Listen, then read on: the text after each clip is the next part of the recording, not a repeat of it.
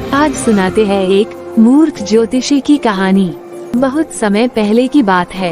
एक गांव में एक ज्योतिषी रहा करता था। उसका विश्वास था कि वह तारों को देखकर भविष्य पढ़ सकता है, इसलिए वह सारी रात आसमान को ताकता रहता था। गांव वालों के सामने भी वह अपनी इस विद्या के बारे में धींगे हाँका करता था। एक शाम वह गांव की कच्ची सड़क पर पैदल चलता हुआ अपने घर की ओर जा रहा है। उसकी नजरें आसमान पर चमकते तारों पर जमी हुई थी। वह तारों को देखकर आने वाले समय में क्या छुपा है, ये पढ़ने की कोशिश कर रहा था। तभी अचानक उसका पैर कीचड़ से भरे एक गड्ढे पर पड़ा और वह गड्ढे में जा गिरा।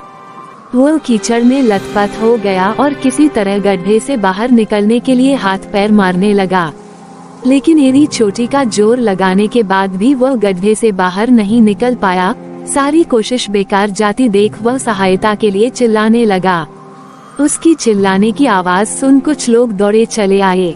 उन्होंने उसे गड्ढे में गिरे देखा तो समझ गए कि आदतवश वह आसमान में तारों को देखकर भविष्य को समझने लगा हुआ होगा और सड़क का गड्ढा उसने नहीं देखा होगा। उन्होंने उसे बाहर निकाला और बोले, तुम आसमान में तारों को देखकर भविष्य पढ़ते रहते हो और तुम्हें यही नहीं पता कि तुम्हारे पैरों तले क्या है।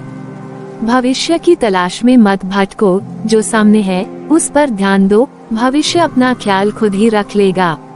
कहानी से सीख, हमारा आज ही कल अर्थात भविष्य का निर्माण करता है, इसलिए भविष्य की चिंता छोड़कर आज पर ध्यान केंद्रित कर कर्म करो। आज मन लगाकर कर्म करोगे तो ये कर्म स्वतः भविष्य का निर्माण कर लेंगे।